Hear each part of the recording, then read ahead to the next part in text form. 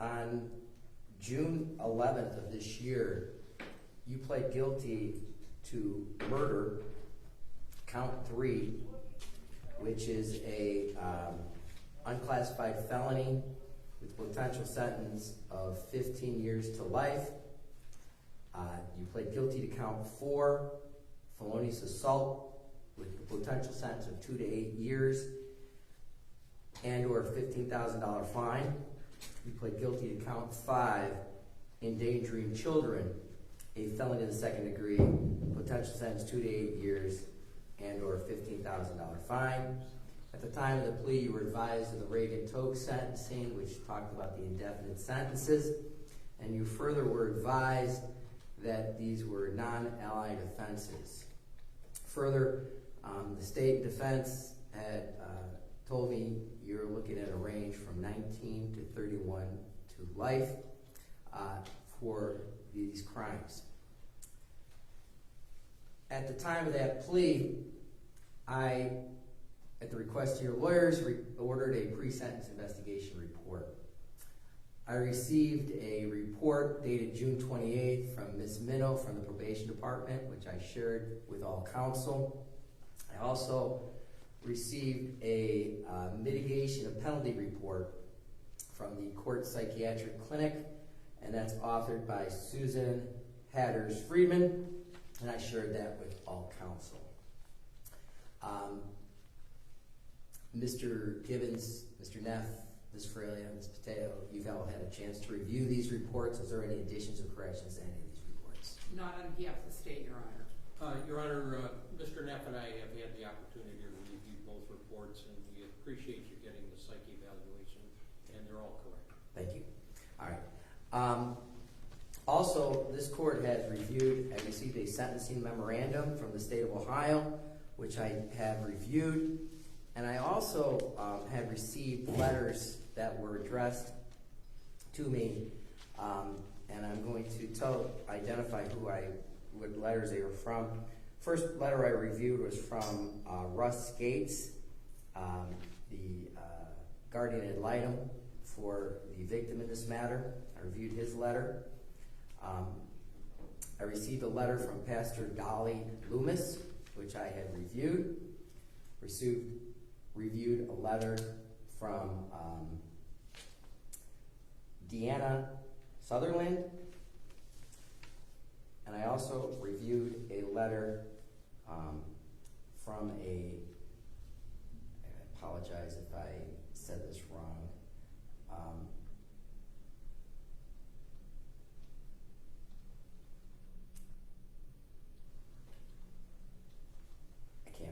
I guess it's just from friends. I guess it's not titled.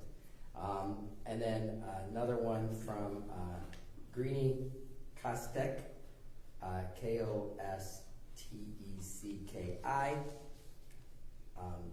Another letter from a Megan Dennison, and finally another letter from Davidson again. So that's what this court has reviewed. Is there anything additional that the state or defense would like this court to review before we proceed to sentencing?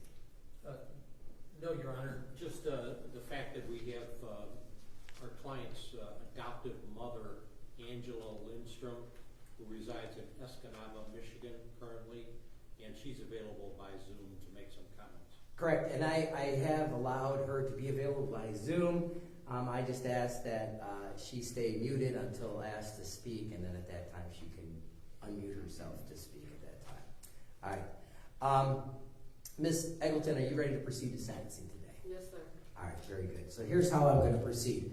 I'm going to start with the state of Ohio. I'll hear from the state, any of the victim representatives who wish to speak. And then once I hear from the state's presentation, I'll turn to the defense. I'll hear from your lawyers, Ms. Eggleton. I'll hear from anyone who wants to speak on your behalf, and I'll hear from you, and then I'll make a sentencing decision, okay? All right, with that being said, Ms. Fralia, are you ready to proceed? Thank you, Your Honor. Good morning. Members of Curtis's family are here and would like to address you. His paternal grandmother, Jeanette Edinburgh, will be the first one to speak. Sure. And again, I don't mind when you come up and speak, just come up to the podium. We have a court reporter here, and her duty is to record everything being said in the courtroom. So I'm going to ask you to speak slow and clear and identify yourself for the court reporter.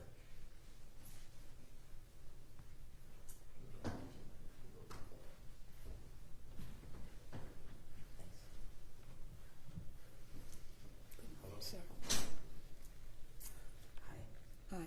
Would you like to say your name and spell your first and last name for us? Jeanette Edinburgh, JeaneTTEEDINBURGH.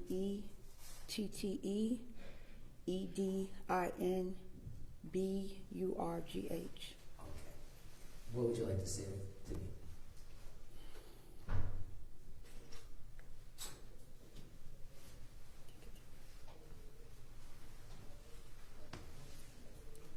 Your Honor, I'm very hurt.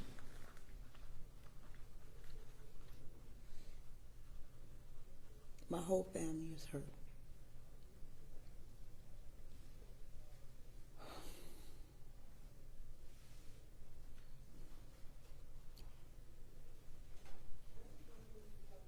Curtis, baby Curtis was a blessing to all of us, to my family, my son. It's still kind of a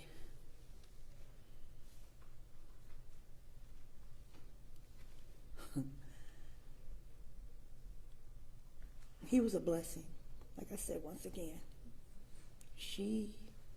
Miss Eccleton, has really damaged our family. He was the love of all of us. He was a joy to all of us.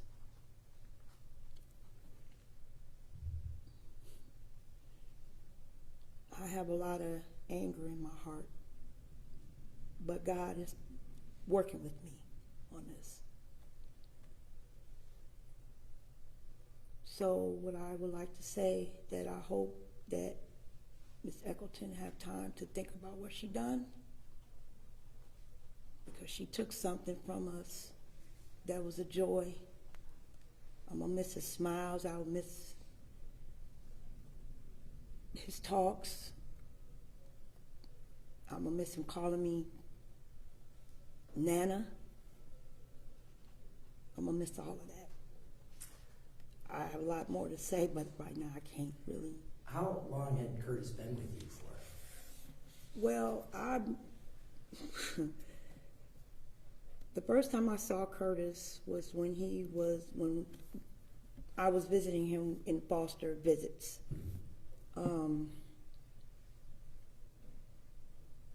At first he wasn't getting too attached to me, but after I started going to see him, he got attached to me.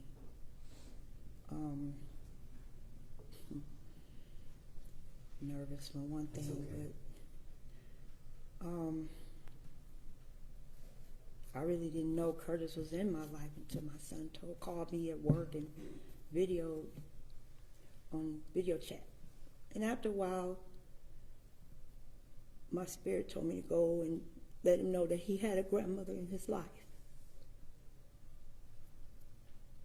And after that, I got really attached to him. I went to see him.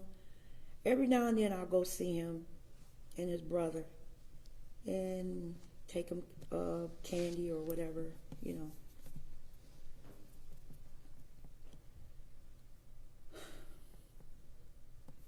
That's all I have to say right now. Thank you for coming here, and I appreciate you taking the time to share with me your relationship. Thank you, sir. LaToya Witcher is the paternal aunt.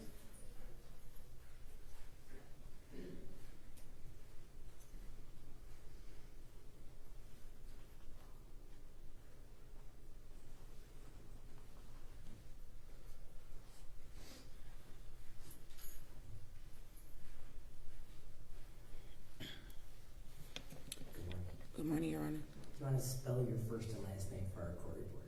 Latoria, L-A-T-O-R-Y-A, W-I-T-C-H-E-R. Thank you. Your Honor, I just want to say that, you know, the pain that I feel within this past year, losing my nephew, has been one of the most deadliest pains I could ever feel. By me being a mother of two and a mother of so many within our city of Cleveland's communities, it just heartbreaks me. You know, everybody want to know why and got so many questions for Ms. Eggleton. But to be honest with you, Your Honor, she a disgrace as a mother. She's a disgrace as a woman, a black woman within our communities. Because I can't understand, how could you just take a life of a child?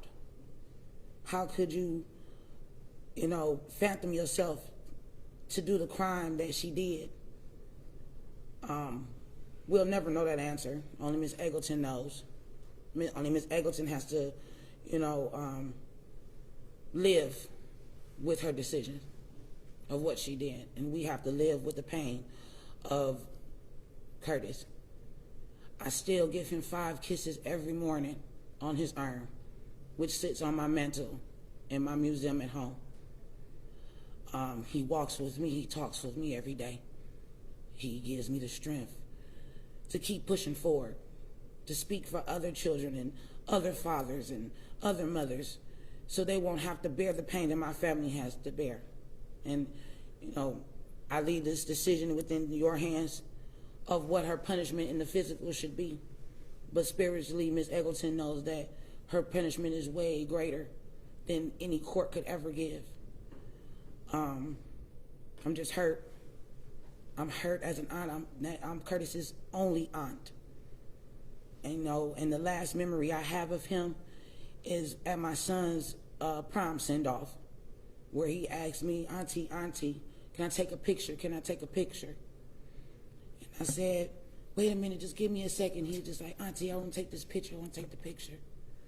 And we finally did. And, you know, he gave me my 5 kisses and he ran off to be with my son and daughter, not knowing that was going to be the last time I ever was able to get a hug or a kiss from my nephew. I was there for his first Thanksgiving with us, try to celebrate birthdays. I also think about his brother all the time. What would he grow up to be like, knowing that he was in the foster system and it wasn't of his own fault?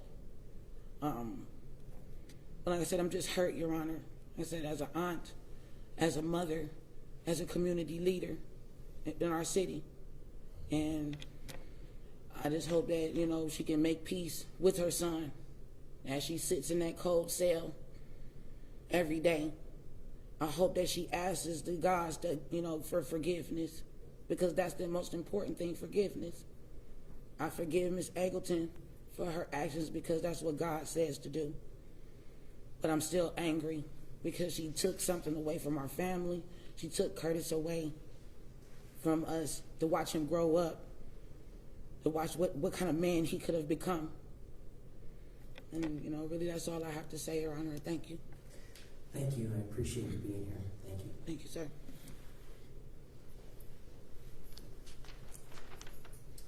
Robert Edinburgh,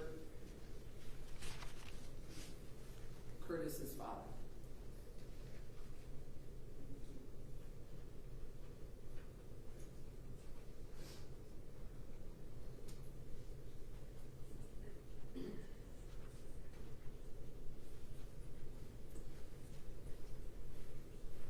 How you doing, Your Honor? I'm sorry, Robert. Can you just say your first and last name for the court? Robert Edinburgh. You want me to spell it? Yeah, please. EDINBURGH.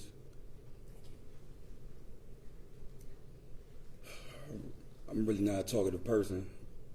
I would keep all my emotions inside. This has been the most difficult thing I ever had to go through. I never thought I'd be in a situation like this. I keep replaying the same moment, June 14th. Every day I wake up. I kissed him on his forehead, told him I would come back to him. Don't cry, I love you.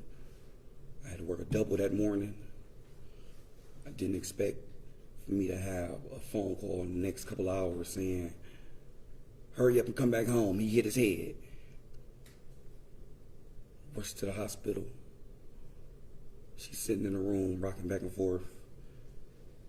Famous statement, I'm sorry. I'm sorry. I know you're going to blame me for this, but I'm sorry. I tried to comfort her and get a hug from her, but it was so cold. Like, without a care in the world. I asked the doctors, did they revive him? They told me they couldn't do nothing for him. They take him to another room, take the cloth off him. His eyes are still open, still shaking. Blood coming out his nose. I'm holding his hand. His hand get colder and colder while I stand there. Didn't want to leave him again. My nephew had to pull me out of here. I just want to know why. What made you do this? What was the purpose of all this? You had a decision. God gave you a decision to be a mother. God gave me a decision to be a man.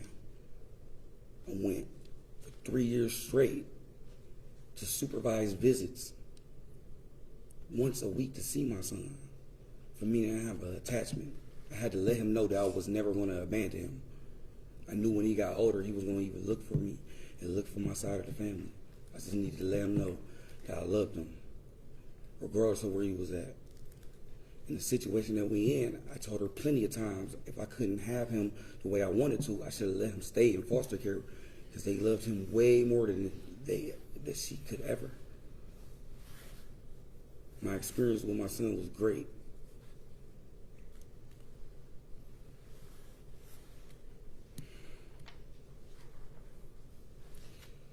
I just hope that you really give my son justice, because I would.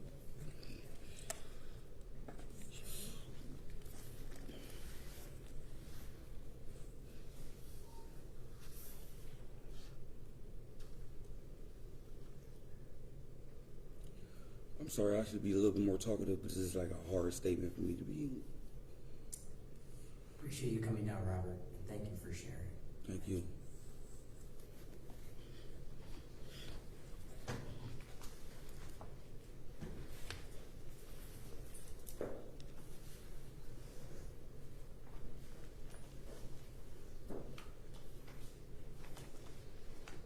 Michelle Moody and Zach Moody will address you now.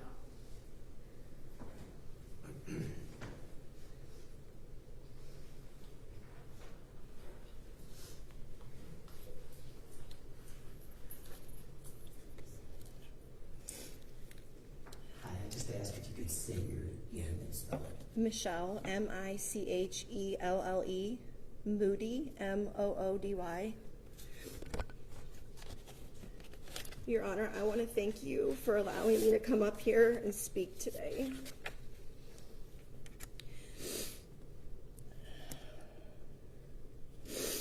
Every morning, I wake up with the pain that Curtis is gone.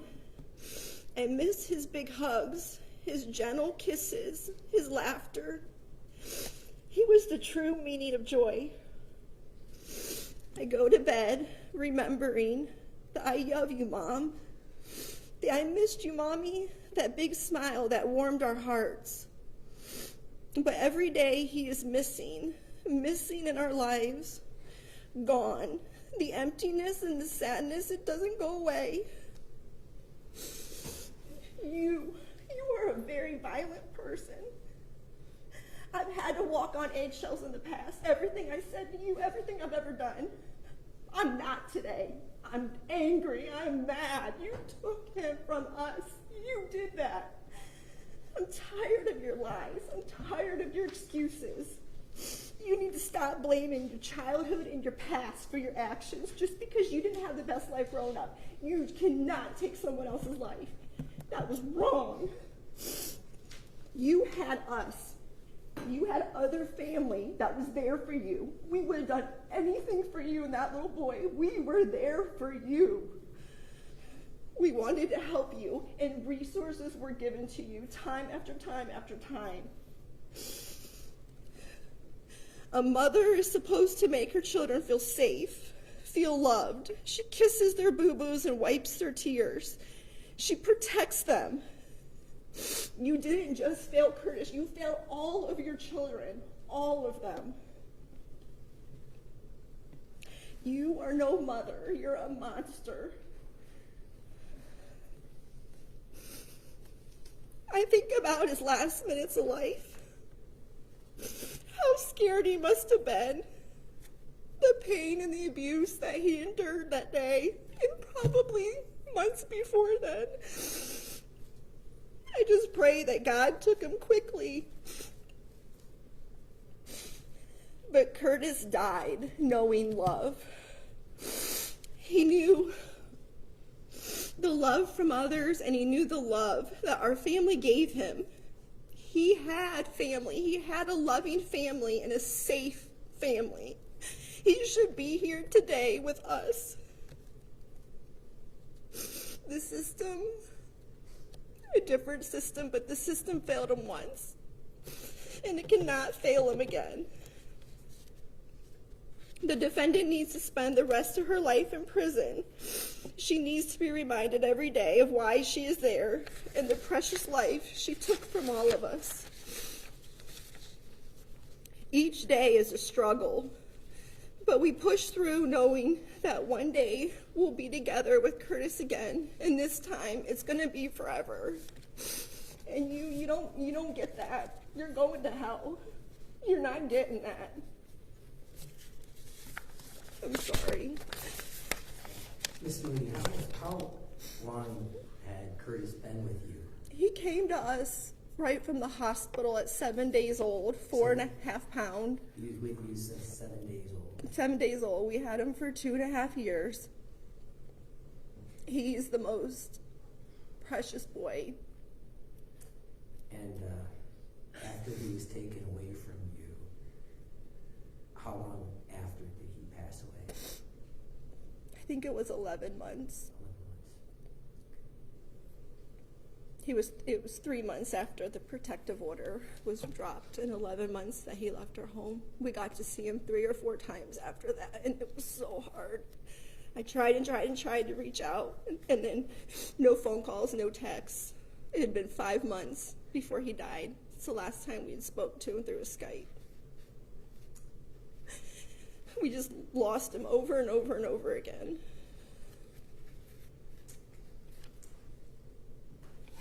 Anything else you'd like to say? Oh, Thank you for being here. thank you.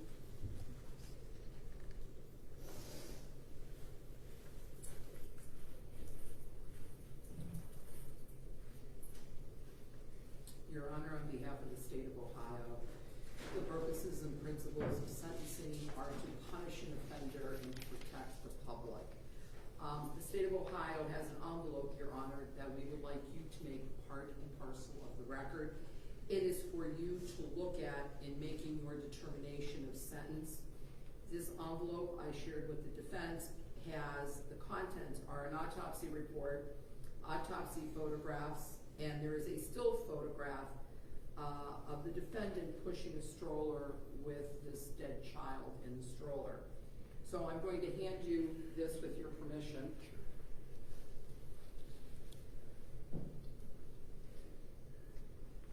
Mr. Davis, Mr. Neff, you've reviewed the contents of this envelope? Your Honor, we have, and we don't object. Okay, thank you.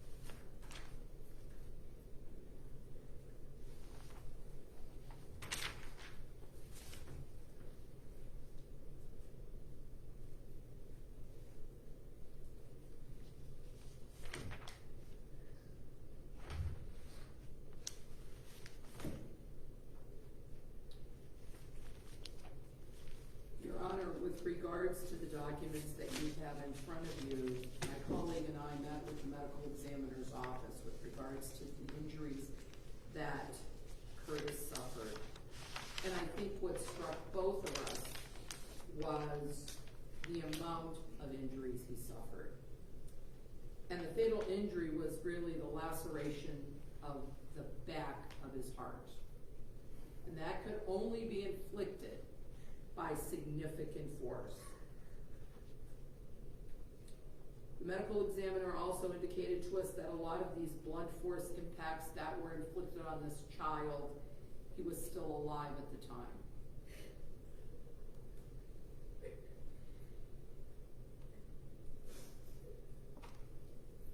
When we talk about children, we talk about the innocence that they give to society, that they bring to each and every one of us. The innocence of laughter, the innocence of doing silly things. This woman before you today has brought 6 children into this world, and she does not have custody of any one of them. Curtis was born on February 1st of 2020. He immediately went into foster care to this family out of town. Once paternity was established, the Edinburgh family began participating in visitations. But all along, this child was thriving. I don't know how this happened in juvenile court. I don't know how a judge could look at this defendant's background and give this child back without protective supervision. This judge failed this child. And she failed our community because Curtis was part of our community. In the end, it's the actions of the mother. She had this child for 2.5 months without protective supervision. And in that 2.5 months, she must have terrorized this child. But she had the wherewithal that when she's at the hospital, she concocts a story. And that tells me that you know the difference between right and wrong. She sent the police, the Cleveland Police Homicide Unit, to the Lonnie Burton Recreational Park because she was at the splash pad that day. And this poor child fell and hit his head. Well, in fact, it was closed. And she walked around the city of Cleveland because the analyst in the homicide unit was able to trace her, pushing a stroller in the photograph that we've submitted to this court with a dead child in it, and the other little brother sitting in the back playing with his head. She is an habitual liar. And I don't know how you ferret that out when you're listening to her and she puts on a show to get her kid back. I don't know how this child fell through the cracks so badly. But now, Judge, it's incumbent on you to look at all the sentencing factors. And when you do that, I think you have no choice but to give her the maximum amount of time. I know, like Miss Moody said, a lot of people have had bad upbringings. A lot of people have been harmed. A lot of people have been abused. They don't go out and kill children. And until we get that message out in this community, children are going to continue to die at the hands of the parent who cannot and will not take care of them, because they become a paycheck on one hand and a burden on the other. That is not what our society is about. Our society is about taking care of children and old people, because they are the most vulnerable members of our community. The sentence in this case should reflect the harm that has come to Curtis Witcher. These are the pictures that were given to the state of Ohio, and it shows a fun, loving little boy that was growing and thriving. And you now have an autopsy report that shows what his demise was. Thank you. Thank you, Ms. Fraley. I just want to remind people, I understand this is an emotional sentence. Just please, no outburst or yelling. All right, I'm going to turn now to the defense. Mr. Gibbons, would you offer mitigation at this time? Certainly, Your Honor. Just to put this in context, and this was so predictable, and we have a system, and let's be real here. This child should never have been returned to my client, Mr. Neff's client. And whether that was just a who cares attitude over in the court there, I don't know, but this woman had a history of mental problems. And just to put this in context, Your Honor, and we're not disputing any of the things that are fact in this case. We're not disputing that she caused the death of this child. We're not disputing that she lied and misled to the police officers when they came to investigate the matter. We're not disputing any of that. But it's black and white that this woman, when she was in that palatial building over on Quincy Avenue, 9300 Quincy, and in front of a common police court judge, juvenile division, her past history and past mental problems were so blatantly obvious. And I'm certain that the thought in your mind, Your Honor, right now is Gibbons trying to mislead or blame the system for what happened. And we're not doing that. But we have to have the full picture. And the full picture is that there are a lot of situations that were outlined in that very famous book, Finding Fish, that occur in our county, in Cuyahoga County. They've been going on since time immemorial. This woman grew up in the Cedar Central Projects. She was neglected along with her other children. She entered the foster care system at a very early age. She was subjected while in the foster system set up by Cuyahoga County. She was subjected to horrific physical, mental, and sexual abuse. She was in that system for an extended period of time. Luckily for her, a young lady by the name of Angela Lindstrom came along and entered her life. Miss Lindstrom, who did live in Cleveland, presently resides in the Upper Peninsula of Michigan, Escanaba, Michigan. And her then husband adopted our client at a very early age, 13, 14. Miss Lindstrom, who I expect will tell you about some of the horrific abuse that Angela, Tamika, suffered in that time frame when she was in the Cuyahoga County sponsored foster care system. She knows the records intimately from her adoption process. The only good thing that has happened in Tamika's life has been this young lady, Angela Lindstrom. She took her up to live in northern Michigan, and that must have been a sort of an eye-opening experience for all involved. Miss Eggleton being black and living in the UP.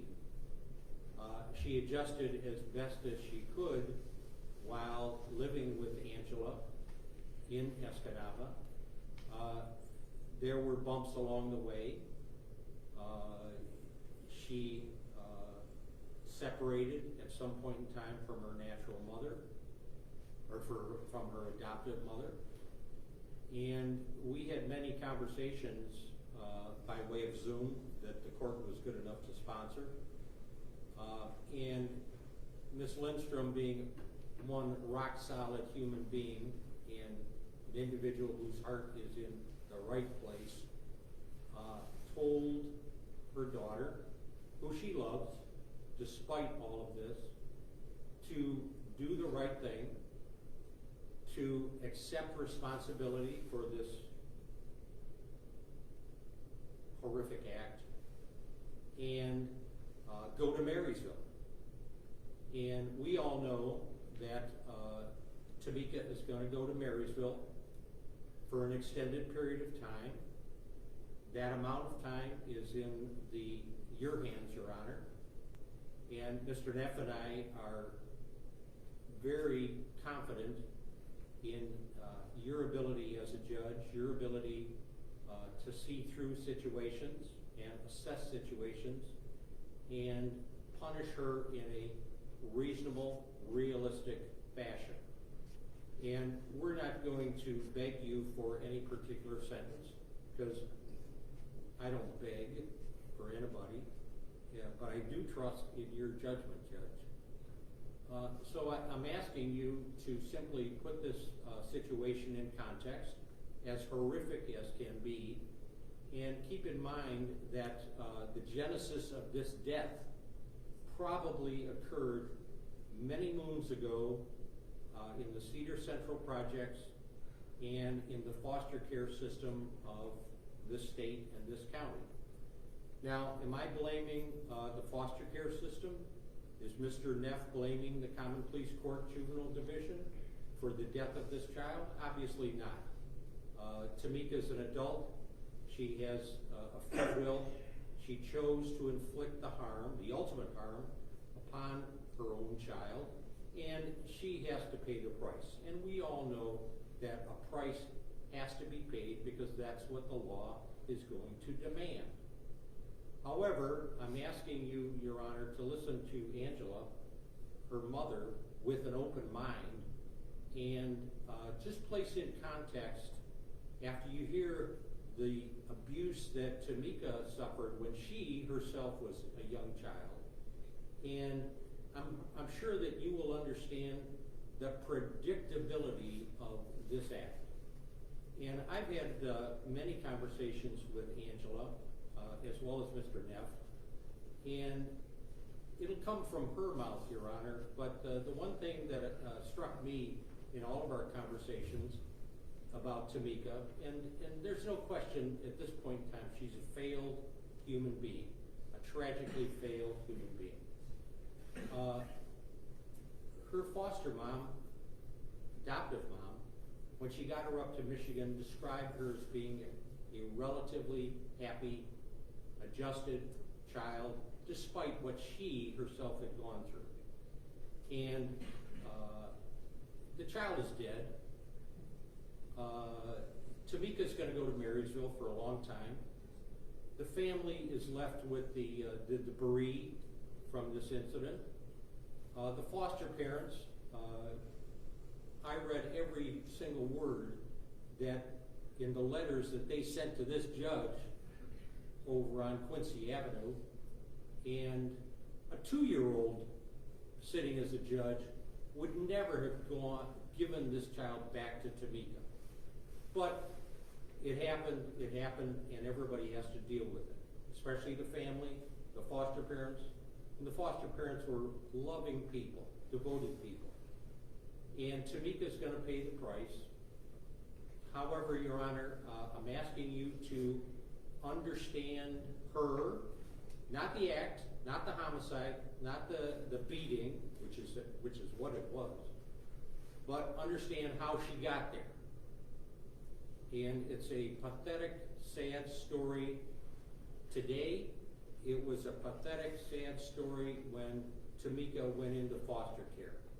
And the only friend that this young lady has on her trip to Marysville is the young lady who's going to speak to you from the state of Michigan, because she is a rock solid human being, and she did her best to grab Tamika and keep her from going over the cliff, but it didn't happen. And that's what we have to deal with. Thank you, Mr. Gibbons.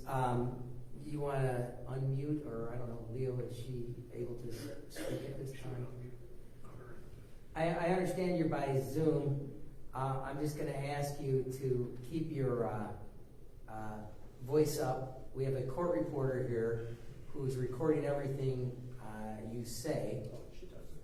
I hear her. Yeah, right. So let me make sure Leo will figure this out. All right. Ma'am, would you like to say and spell your first and last name for the record? You need to unmute at your end.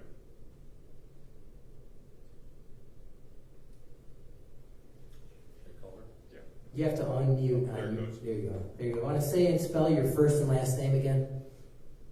Angela Lindstrom, ANGELA LINDSTROM.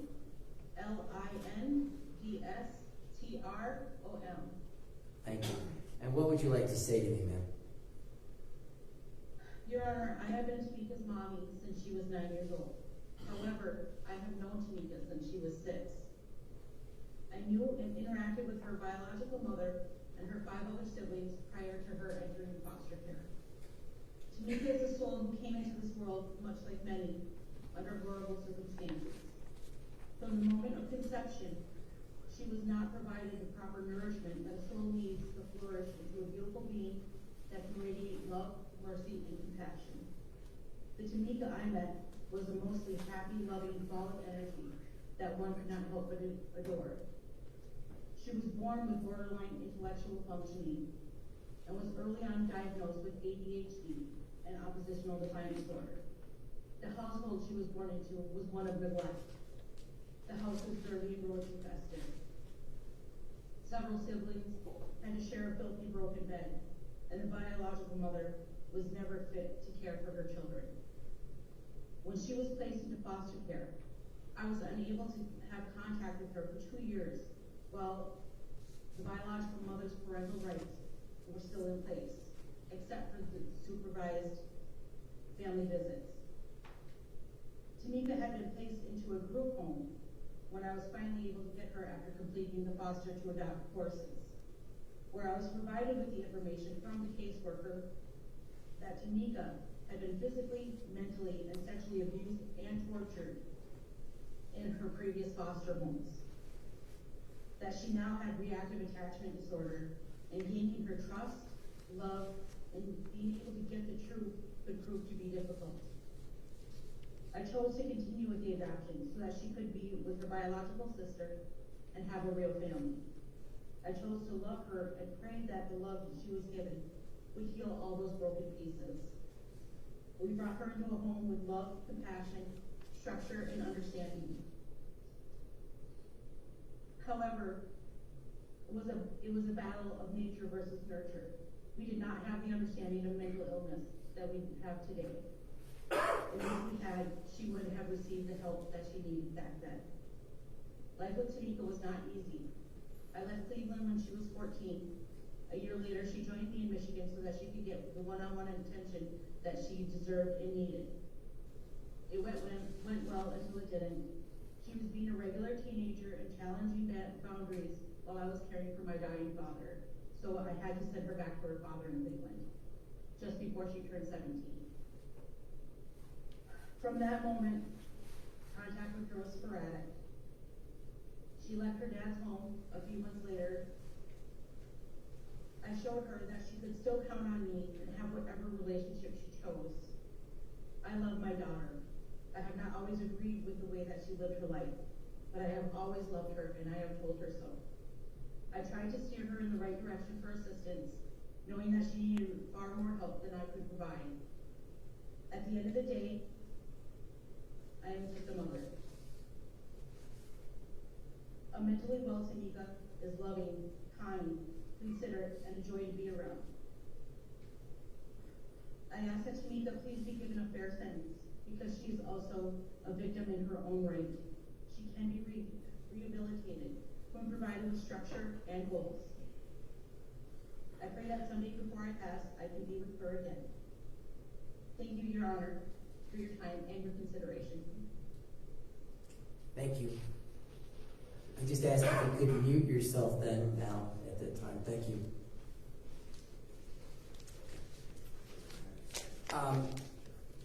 Mr. Gibbons, anyone else before I hear from your client? Judge, one moment. No, you can stay seated. But you gotta look that man in his eyes. Got it? You want her to stand, Judge? Sure. Sure, stand. Tamika, if you'd like to stand, what would you like to say to me? Yeah, I felt as a person, a sister, a mother, a daughter, I should have never gone back because I wasn't fit to be a mother. I knew that. I wanted him to stay with the movie family, but I was more pressured into getting him back because of the other family. They wanted him. I always wanted him to stay with me because I knew I wasn't fit. I gave my other kids up because I knew I wasn't fit to be a mother. I don't know how to be a mother. I don't even know who I am. And that's all I can say. And I apologize to everyone that I've heard. That's all I can say. You know, Tamika, I have to always start a sentencing by reminding everyone what is the purposes and principles of what I do here. And that is, it's to punish you, protect the public from future crimes by you and others, using the minimum sanctions that this court determines accomplishes the purpose without imposing an unnecessary burden on court or government resources. I always have to consider the need for incapacitation, deterrence, rehabilitation, and restitution. The sentence I impose should be commensurate with and not demeaning to the seriousness of your conduct, its impact on the victim, and consistent with sentences for similar crimes by similar offenders. The sentence is not based on your race, your ethnicity, your gender, or your religion. Do you understand that? Yes, sir. All right. You know, this case causes us to confront an often painful reality, the cycle of neglect that can affect families across generations. Ms. Eggleton, you claim to have experienced neglect and abuse throughout your life without any stable parental role models.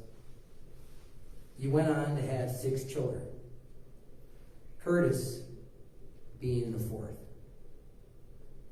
Curtis and his older brother and sisters were all removed from your care. Social services intervened to provide support systems aimed not only to protect the children, but also to heal your families. Through these efforts, our community tried to provide necessary resources and assistance to break the cycle of neglect and to foster an environment where you and your children could thrive. But as this case demonstrates, social services are not enough to break this cycle of abuse and neglect. Change requires effort from the mother. The record here shows that you abused and manipulated anyone who tried to help you. The overriding theme from professionals in contact with you is that you were verbally abusive, yelling, screaming, insulting, and threatening them. Apparently, you even threatened the director of a visiting center to the point where the police were called and a new location for visitation had to be located. I have a stack of letters from people who knew Curtis. Every one of them speak to how happy and active Curtis was in foster care. They said he enjoyed snuggling with his foster parents. They said he enjoyed running to his foster dad every day when the father came home from work, just so he could be scooped up in his arms. He had a little four-wheeler to play outside. He got to watch pigs, steer, chicken, cats, and dogs. He loved searching for rabbits and groundhog holes. He had sleepovers at his grandparents' house. There could be no doubt that he was absolutely thriving there. But for some reason, you couldn't let Curtis go. You couldn't let him thrive. 3 children before you escaped you, but you weren't going to let Curtis be.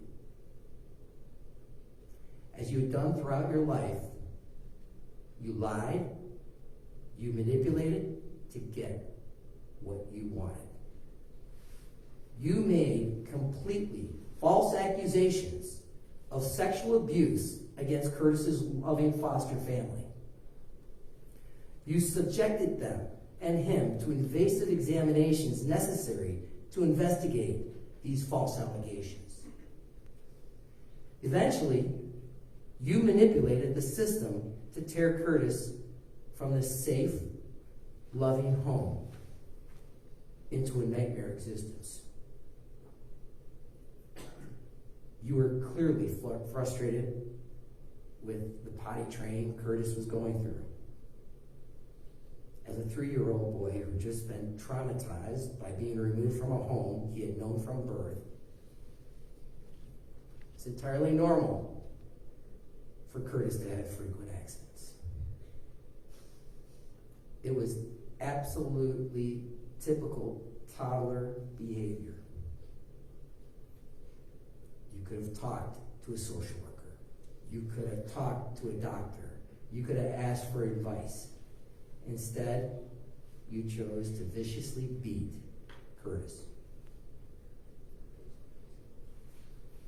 After you killed Curtis, your lies and manipulation continued as you attempted to hide what you had done. You put Curtis's body in a stroller, which I just saw these photos, with his infant brother, and carted them around town, lying to people at the Family Dollar store, and then to the police with complete fabrications about where you had been and what had happened. You claimed Curtis fell at a water park.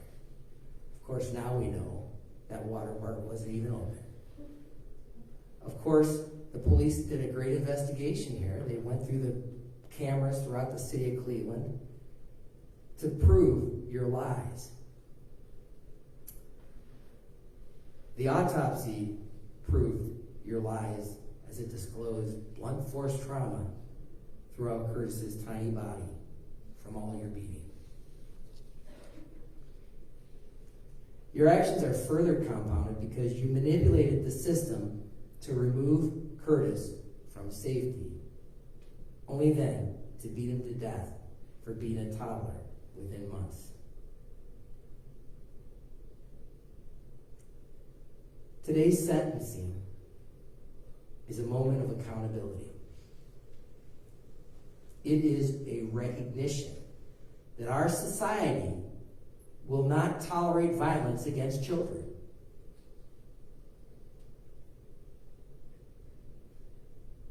I hear about you not knowing who you are or what you're doing, and that you probably should never have gotten Curtis back. That wasn't what these papers and everything shows, and that's why we're here in this courtroom today. I've not heard one apology for causing Curtis's death. You've shown no self-awareness about what triggered you to inflict such pain on a defenseless child. Without recognizing what you did wrong, you'd repeat your conduct if given a chance. There's statements about mental illness. However, none of those statements excuse your conduct. You may recall recently there was a sentencing in this court. A man from Parma killed his child because he heard voices in his head. He's currently serving a sentence of 30 years to life. Miss Eggleton, your cycle of neglect and abuse stops today. You will not be left alone with your surviving infants again. Your manipulation of the system to get what you want also stops today. As a result of that,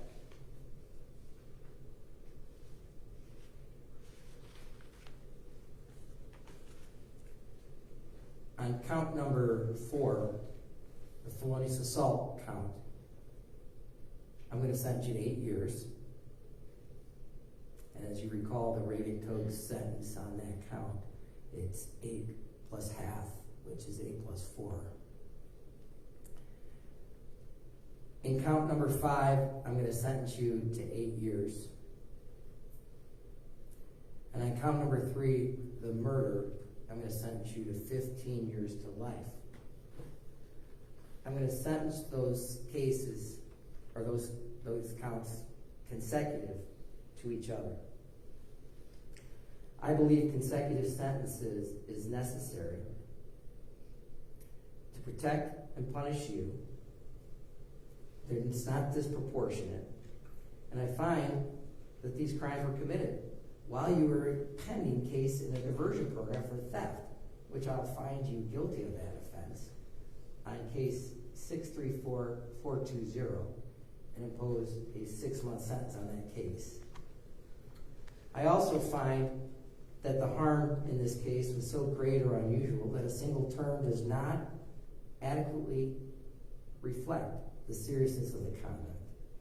And I think that the history of you shows that these consecutive terms are necessary. So, Ms. Eggleton, the sentence imposed in this court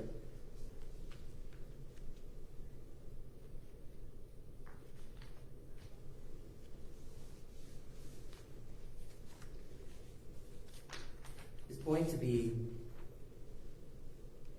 31 years to 35 years to life.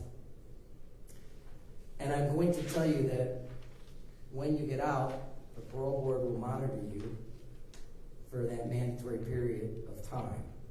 If you fail to report or comply, they can obviously sentence you up to 1/2 of any prison sentences this court imposed. Further, there's a notice of duties to enroll as a violent offender under revised code 2903.41. And I see here, there's a signature here that you've been advised of those requirements. Is that your signature there? All right. Is that a yes? Yes, sir. Yeah, I'm going to assign my name that you understand these. I'll have a copy given to you. So when you do get out, you'll have an opportunity to have these documents before you. For the purposes of the sentencing, I'm going to mark this as Court's Exhibit 1, which is the autopsy, photos, protocol, and photos, and I'll keep that with the court reporter.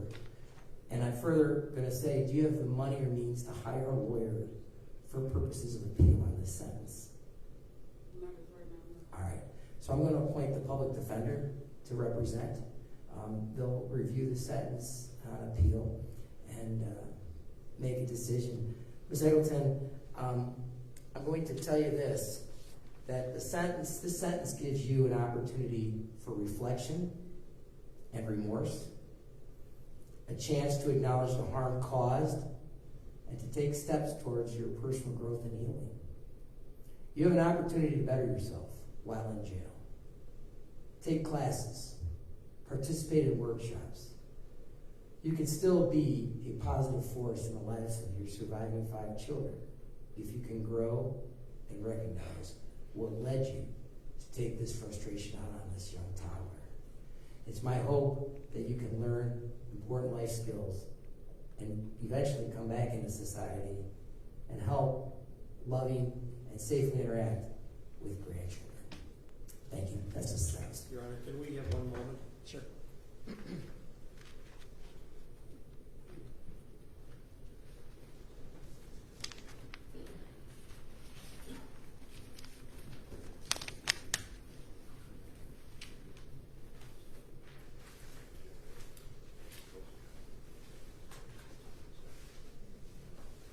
Your Honor, nothing further. All right. Thank you. Thanks Thank for you, your Your Honor. Thank you.